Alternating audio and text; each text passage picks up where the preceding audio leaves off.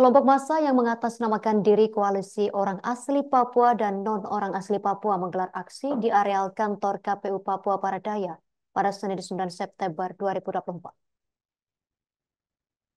Aksi susulan yang digelar oleh sekelompok pemuda Papua Baradaya tersebut bertujuan mengawal hasil verifikasi Majelis Rakyat Papua Baradaya maksud kami MRPBD terkait bakal pasangan calon gubernur wakil gubernur. Koordinator aksi, Ferry Oni menegaskan, aksi yang dilakukan di kantor KPU Papua Baradaya bukan merupakan bentuk dukungan bakal pasangan calon gubernur. Informasi selengkapnya akan dilaporkan rekan Safara Sari, wartawan Tribun Sorong. Rekan Safara Sari, silakan laporan selengkapnya dari Anda.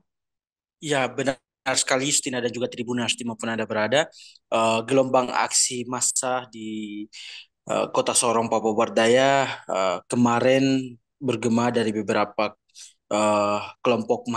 kelompok pemuda dan juga masyarakat di Kota Sorong. Nah, awalnya aksi yang digelar oleh masa pendukung Abdul Faris Umlati dan juga Petrus Kasihiu menggelar demonstrasi di areal dekat kantor KPU Papua Barat Daya guna mempertanyakan soal keputusan Majelis Rakyat Papua Barat Daya yang uh, tidak mengakomodir ataupun tidak mengakui Abdul Faris Umlati dan juga Petrus Kasihiu sebagai uh, orang asli Papua dalam kontestasi Pilgub 2024 di Papua Barat Daya itu sendiri. Nah, dari keterangan yang kami himpun bahwa ada beberapa orator mereka menyampaikan terkait dengan keluh kesahnya mereka terkait hak dan pengakuan masyarakat adat terhadap kedua tokoh politik di Papua Barat Daya itu sendiri. Nah, mereka menilai bahwa kedua tokoh politik di Papua Barat Daya ini sendiri merupakan anak Papua yang mana berasal dari garis keturunan perempuan Papua yang mana uh, Abdul Faris Umlati ini sendiri terlahir dari garis keturunan seorang nenek yang melahirkan ibunya yaitu dari marga Tamima dan dari marga Sanoi. Awalnya neneknya bermarga Sanoi yang merupakan asli Raja Ampat dan melahirkan seorang perempuan yang bermarga Tamima dan kemudian melahirkan perempuan Tamima ini melahirkan Abdul Faris Umlati uh, sebagai bakal calon gubernur Papua Barat itu sendiri.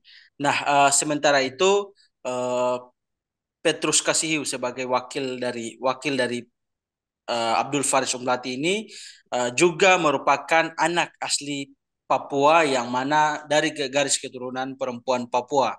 Nah, mereka menyampaikan bahwa uh, setidaknya Majelis Rakyat Papua Barat Daya sudah mengabaikan hak dari uh, perempuan Papua itu sendiri sehingga mereka menggelar unjuk rasa dan menolak atas keputusan MRPBD yang mengabaikan kehadiran ataupun uh, posisi perempuan Papua yang melahirkan kedua tokoh politik yakni Abdul Faris Umlati dan juga Petrus Kasihiu sebagai bakal calon gubernur dan juga wakil gubernur di Papua Barat Daya.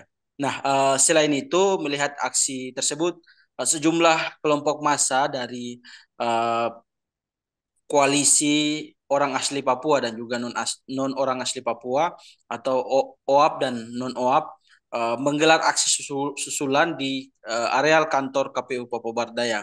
Nah, mereka justru menggelar aksi dengan mendukung hasil keputusan dari Majelis Rakyat Papua Barat Daya, di mana pada saat aksi koordinator aksi yaitu Ferry Onim yang juga merupakan putra asli Sorong Selatan menegaskan bahwa keputusan yang diambil oleh Majelis Rakyat Papua Barat Daya ini sendiri sudah tepat dan memang uh, berlaku di adat istiadat orang asli Papua. Sebab sampai saat ini orang Indonesia Timur hampir secara umum khususnya untuk wilayah Papua Barat Daya masih mengadopsi yang namanya sistem sistem genetika dari garis keturunan uh, laki-laki, sehingga setidaknya yang memiliki hak untuk maju sebagai bakal calon gubernur dan juga wakil gubernur di tanah Papua berdasarkan Undang-Undang Otonomi Khusus ataupun Otsus itu sendiri tahun 2021 harusnya dari genetik laki-laki ataupun ayah begitu.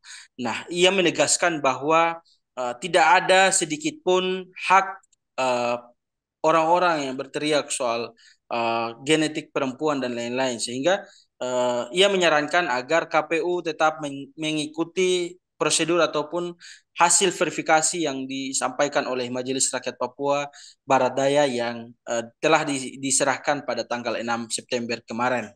Nah, selain itu ada beberapa orator lainnya, yaitu aktivis aktivis buruh perempuan Papua, yaitu Foni Numberi, yang ikut juga dalam aksi tersebut, menyampaikan bahwa kehadiran perempuan di tanah Papua sudah diatur secara hukum adat istiadat yang berlaku di tanah Papua.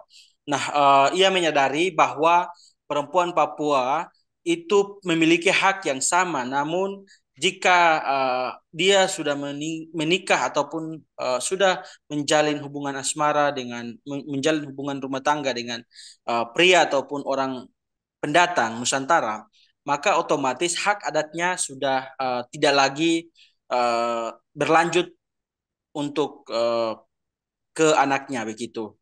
Nah, otomatis harusnya perempuan Papua yang berbicara soal hak adat ataupun hak asasi manusia, khususnya hak asasi perempuan Papua, harusnya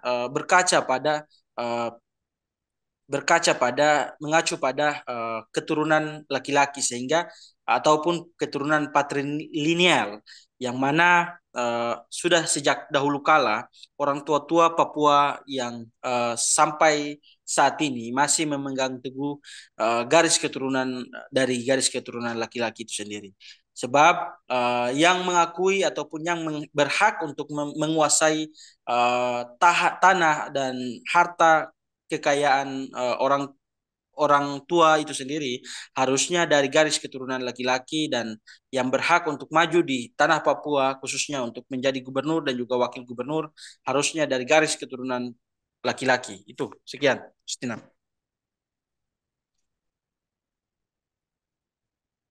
Terima kasih rekan Sofana Sari, wartawan Tribun Sorong atas laporan dari Anda. Selamat bertugas kembali. Download Tribun X sekarang, menghadirkan lokal menjadi Indonesia.